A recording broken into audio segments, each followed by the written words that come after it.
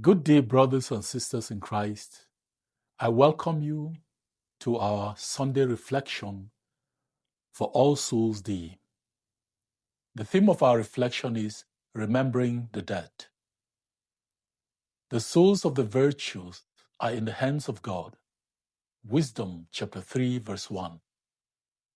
One of the fascinating attractions in Rome is the Church of Santa Maria della Concezione dei Cappuccini. Beneath the chapel are several crypts decorated with the skeletal remains of 3,700 bodies, believed to be Capuchin friars, buried by their order. The monks arrived at the church in 1631, moving from their old monastery. They brought 300 cartloads of deceased friars. The monks insist that the display is not meant to be morbid, but a silent reminder of the swift passage of life on earth and their own mortality. This reminder is evident in the inscription on the plaque outside the church in multiple languages. It reads, "What you are now, we once were. What we are now, you shall be." Underlying this reminder is the reality of our mortality and the need to remember beloved ones who are now deceased. Yesterday, we remembered our brothers and sisters who are already in heaven. Today, as a church, we gather for the singular purpose of prayerfully remembering our brothers and sisters who are in purgatory, in transition to heaven.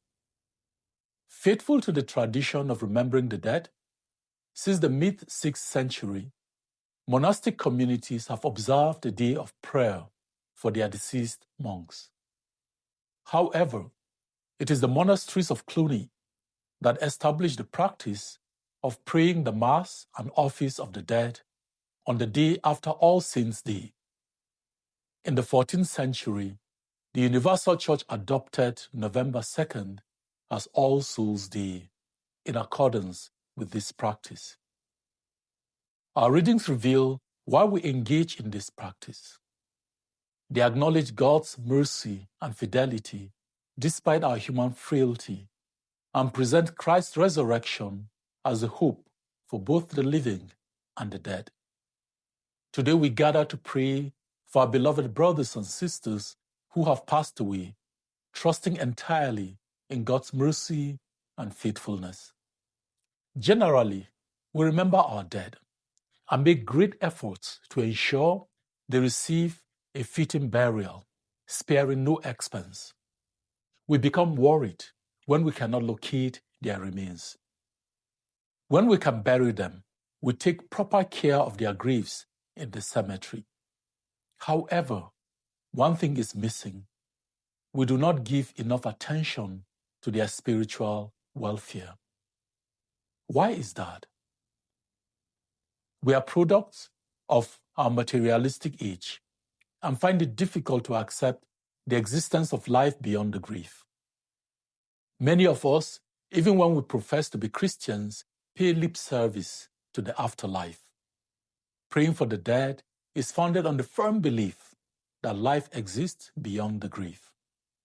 In addition, we now have what we call instant canonization or justification by death. When someone dies, we hear the expression which is becoming common, he or she is in heaven. It becomes so ironic when the person never practiced the faith and never believed in heaven. But even for those who believe in heaven, we need to be mindful that only a few automatically enter heaven without passing through purification. Praying for the dead depends on the belief that there is life after death, and that going to heaven involves a gradual process of purification for many people.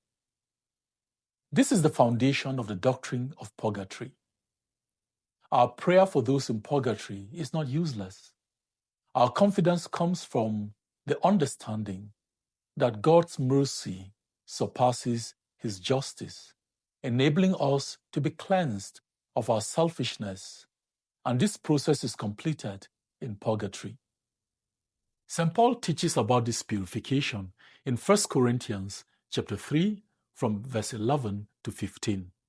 And I quote, "For no one can lay any foundation other than the one already laid, which is Jesus Christ. If anyone builds on this foundation using gold, silver, costly stones, wood, hay, or straw, their work will be shown for what it is, because the day will bring it to light. It will be revealed with fire, and the fire will test the quality of each person's work. If what has been built survives, the builder will receive a reward. If it is burned up, the builder will suffer loss, but yet will be saved, even though only as one escaping through the flames." Early Christians took the duty of praying for the dead seriously and even went so far as to be baptized on their behalf, a practice we see in 1 Corinthians chapter 15, verse 29. All Souls Day gives us the opportunity. It challenges us to pray for the dead. We can book masses for them and say personal prayers for the repose of their souls. So this week I invite you to do the following.